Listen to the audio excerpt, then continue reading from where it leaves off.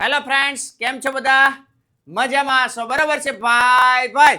બોર્ડની પરીક્ષા માટે વેરી મોસ્ટ આઈએમપી જે આપણે મતલબ જે સિરીઝ ચાલે છે વન શોટ સિરીઝ, તેમની અંદર આજે આપણે ચેપ્ટર નંબર 2 બહુપદીઓ જોવાના છીએ. બેઝિક મેથ્સ હોય તો ભલે, સ્ટાન્ડર્ડ મેથ્સ હોય તો ભલે. બરાબર છે. 6 માર્કમાં 9 માર્કમાં આ રીતના તમારે પૂછાય છે ભાઈ. તો ખાસ આ ચેપ્ટર છે એ નાનું નાજુકડું છે અને વેરી મોસ્ટ ઇમ્પોર્ટન્ટ ચેપ્ટર છે ભાઈ. આ ચેપ્ટરમાં કાંઈ બાકી રાખવાનું નથી, કારણ કે તમારો જે સ્કોર છે એ બૂસ્ટ કરવા માટે આ ચેપ્ટર છે એ બહુ ઇમ્પોર્ટન્ટ છે. તો ખાસ આ લેક્ચરને છેલ્લે સુધી જોજો ભાઈ. એક એક વસ્તુ આપણે જોશું. સૌથી પહેલા બહુપદી જોશું, પછી સુરેખ બહુપદી કોને કહેવાય, દ્વિઘાત બહુપદી કોને કહેવાય, તેમની અંદરની ચર્ચા કરશું. ત્રિઘાત બહુપદી વિશે પણ જોશું, કારણ કે સ્ટાન્ડર્ડ મેથ્સ વાળાને એમાંથી પણ પૂછાતું હોય છે. તો ખાસ ધ્યાનમાં રાખજો. ક્લિયર છે મિત્રો?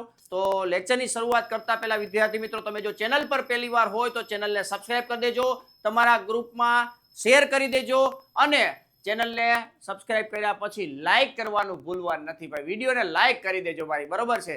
તો ખાસ મિત્રો, તમારી આ જે પરીક્ષા છે એ એકદમ સારામાં સારી જાય એના માટે આ વન શોટ સિરીઝ છે એ આખી કમ્પ્લીટ જોઈ લેજો ભાઈ, જેથી કરીને તમને કઈ વાંધો આવે નહીં. બરોબર છે? આવી જ રીતના દરેક ચેપ્ટરો આપણે આવતા જશે. અગાઉ આપણે ચેપ્ટર નંબર 1 છે વાસ્તવિક સંખ્યાઓ, તે કમ્પ્લીટ કર્યું છે. તો એ ખાસ જોઈ લેજો જેને નથી જોઈ. અને જેમને આ પીડીએફ જોતી હોય તો નીચે આપણે વોટ્સઅપ ગ્રુપ એક બનાવેલું છે ધોરણ 10 નું, બરાબર, કોમ્યુનિટી ગ્રુપ છે. તો તેમાં આપણે આ બધી પીડીએફ છે એ શેર કરી દેશું, એટલે તમે એમાં જોડાઈ જાજો ભાઈ, બરોબર છે? ચાલો મિત્રો, શરૂઆત કરીએ. પ્રકરણ નંબર 2 વન શોટ સિરીઝ. આટલું તો કરીને જ જજો, કારણ કે ટોટલી કન્સેપ્ટોનું રિવિઝન છે ભાઈ.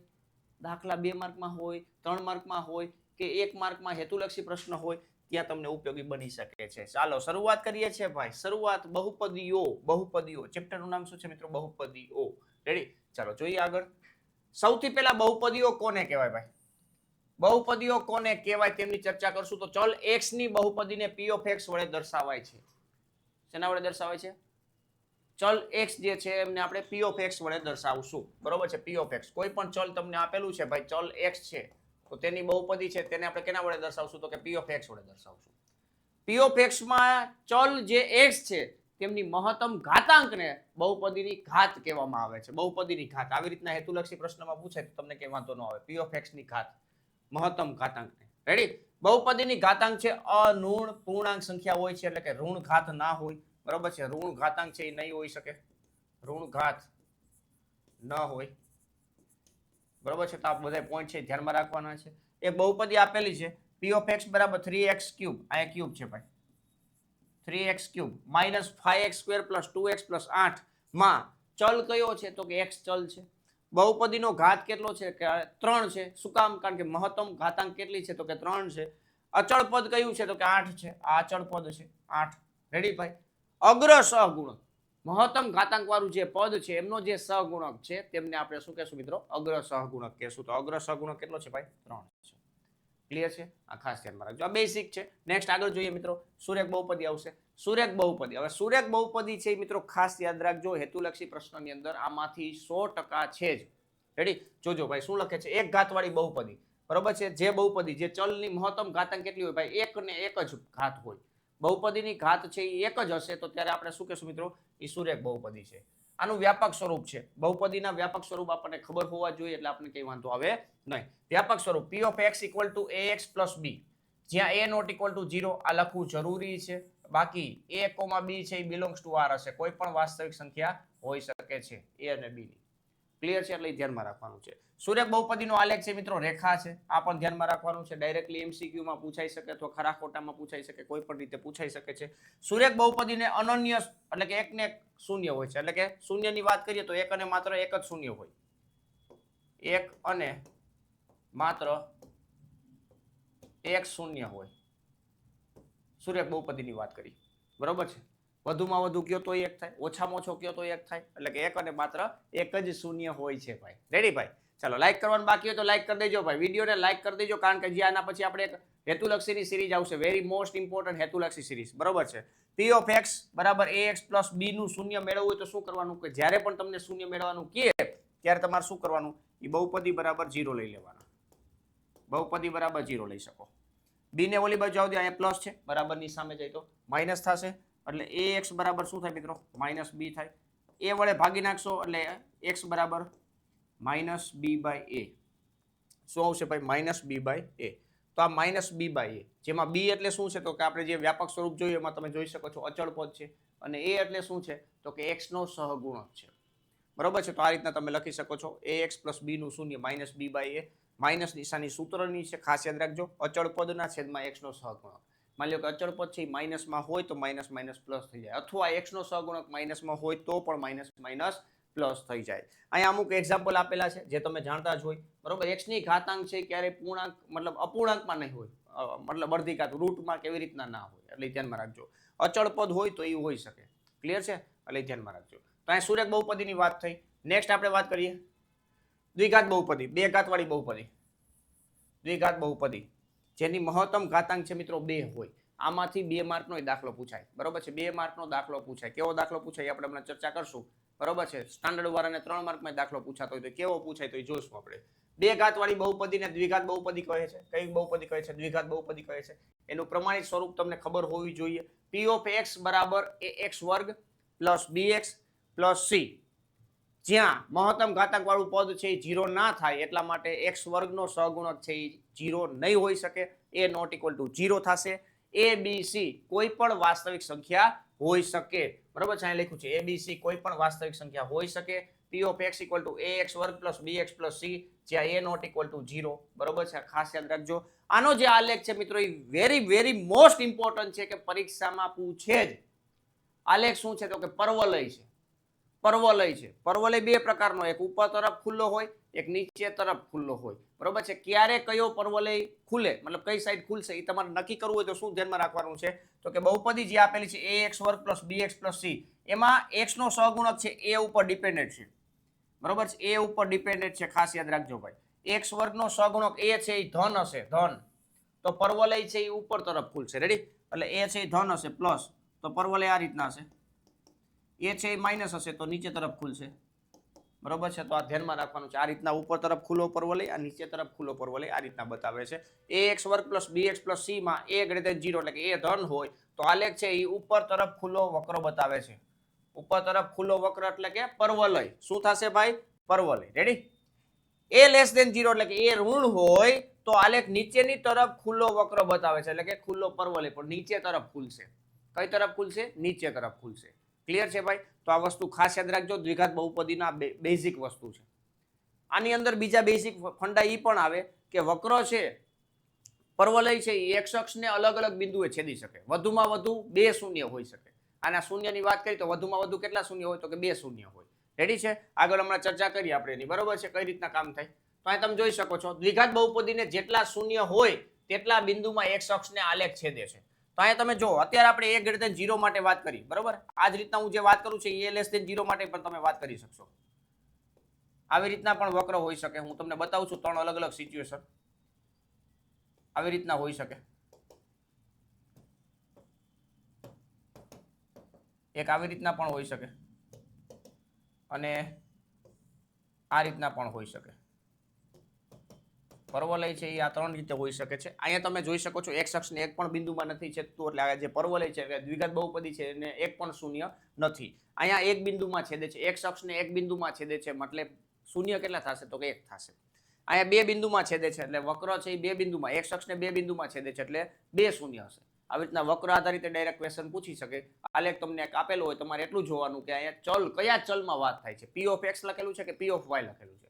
જો p ઓફ x લખેલું હોય તો x અક્ષને કેટલા બિંદુમાં છેદે છે એ તમારે નક્કી કરવાનું, અને p ઓફ y લખેલું હોય, બરોબર છે, તો તમારે y અક્ષને કેટલા બિંદુમાં છેદે છે એ નક્કી કરવાનું છે, એટલે તમને શૂન્યની સંખ્યા મળી જાય. રેડી? તો અહીં લખ્યું છે દ્વિઘાત બહુપદીને જેટલા શૂન્ય હોય તેટલા બિંદુમાં x અક્ષને આલેખ છેદે છે.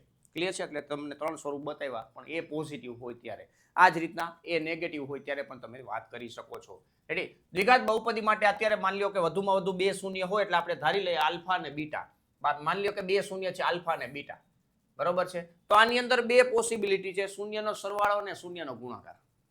આ વેરી મોસ્ટ ઇમ્પોર્ટન્ટ છે. દાખલાની અંદર પણ 2 માર્કમાં 3 માર્કમાં પૂછાશે. શૂન્યનો સરવાળો અને સહગુણક વચ્ચેનો સંબંધ ચકાસો, એટલે કે શૂન્ય અને સહગુણક વચ્ચેનો સંબંધ ચકાસો.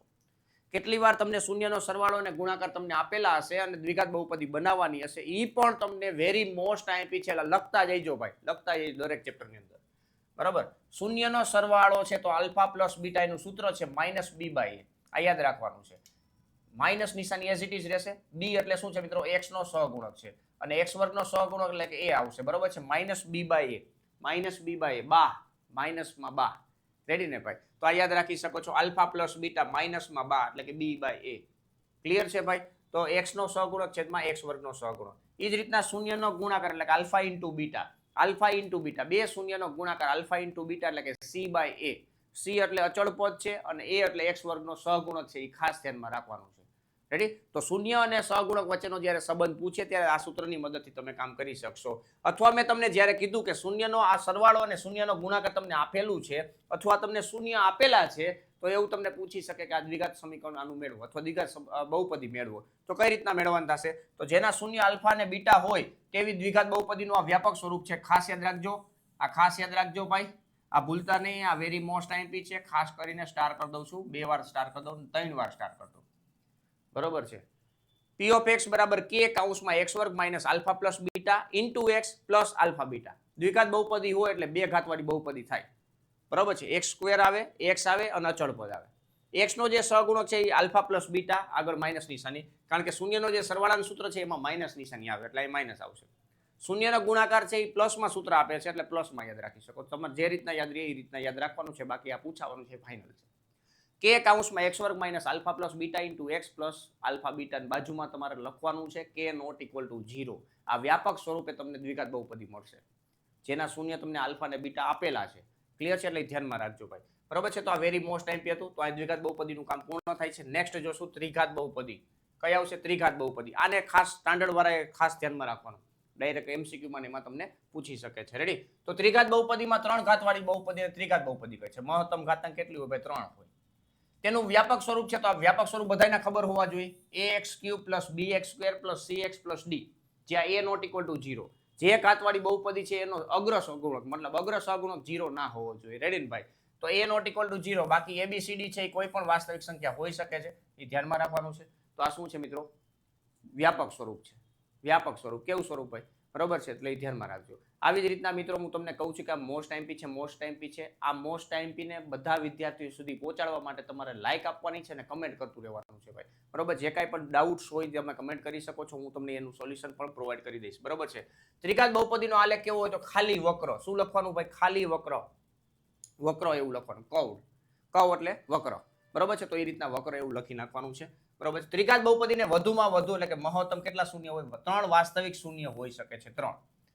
એકય હોઈ શકે, 0 હોઈ શકે, મતલબ એક પણ શૂન્ય ના હોઈ શકે, એક શૂન્ય હોઈ શકે, 2 શૂન્ય હોઈ શકે અથવા તો 3 શૂન્ય હોઈ શકે છે. ક્લિયર છે? એટલે ધ્યાનમાં રાખવાનું છે. ત્રિઘાત બહુપદીનો આલેખ y બરાબર p of x A x અક્ષને જેટલા બિંદુમાં છેદે તેટલા વાસ્તવિક શૂન્ય મળે છે. બરોબર? તો આ ખાસ યાદ રાખજો. આને રિલેટેડ મેં તમને કીધું ને આલેખ આધારિત તમને પ્રશ્ન પૂછે તો તમારે x અક્ષને કેટલા બિંદુમાં છેદે છે એ જોવાનું છે. ક્લિયર? તો અહીંયા વધુમાં વધુ 3 શૂન્ય હોય, એનાથી જાજા શૂન્ય હોઈ શકે નહીં. છેદ બિંદુનો x સામે તેનું શૂન્ય છે. છેદ બિંદુ એટલે કે જે વક્ર છે એ x અક્ષને જ્યાં છેદે છે એનો x યામ એ શું બતાવશે? શૂન્ય બતાવશે. ક્લિયર છે ભાઈ? હવે આના 3 સૂત્ર છે. શૂન્યનો સરવાળો, બબે શૂન્યના સરવાળાનો ગુણાકાર, મતલબ ગુણાકારનો સરવાળો, બબે શૂન્યના ગુણાકારનો સરવાળો, પછી ત્રણેયનો ગુણાકાર. બરોબર? 3 સૂત્રો છે. ત્રિઘાત બહુપદી એટલે 3 શૂન્ય. દ્વિઘાત મતલબ 3 સૂત્ર અને દ્વિઘાત બહુપદી એટલે 2 શૂન્ય. 2 સૂત્ર થશે. ક્લિયર છે? અહીંયા શૂન્યનો સરવાળો, બબે શૂન્યના ગુણાકારનો સરવાળો, 3 શૂન્યનો ગુણાકાર. બરોબર છે? એટલે એ રીતના તમારે યાદ રાખવાનું છે. તો alpha beta gamma, alpha beta, beta gamma, gamma alpha, alpha beta gamma. Clear છે? તો અહીંયા તમારે યાદ રાખવાનું b by a, c by a, d by a. બધાની છેદમાં a તો આવે છે પણ b c d લાઈનમાં, આ તમારે લાઈનમાં યાદ હોય તો b c d minus plus minus આ રીતના યાદ રાખી લો એટલે તમારું કામ ઈઝી થઈ જશે. બરોબર છે? શૂન્યનો સરવાળાનું સૂત્ર શું? Minus b by a.